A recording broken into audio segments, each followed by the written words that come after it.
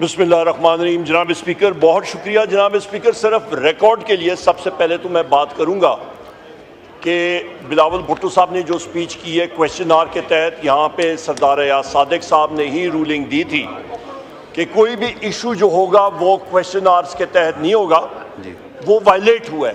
तो let the record state, एक precedence हमारे लिए एक सेट हो गया है जो हम लोग अभी फॉलो करेंगे, नंबर एक।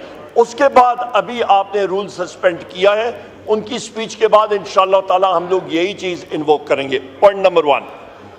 पॉइंट नंबर 2, जनाब स्पीकर, बड़ी अहम बात की है, मुझे मालूम है वो करने, ठीक है जनाब स्पीकर। यहां पे जिस वक्त बिलावल भुट्टो साहब बात कर रहे थे तो पश्तो की एक कहावत है जिसको हम लोग कहते हैं उब्बो खड़ावल।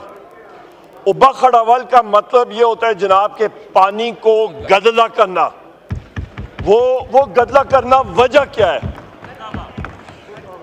जब वो बात कर रहे थे जनाब स्पीकर, उनका जो टोन और टेनर और तरीकाकार, मुझे माशाल्लाह झलक आ रही थी कि जिस तरह उन्होंने पूरे 2 दिन प्रैक्टिस की है DGISPR साहब के दफ्तर में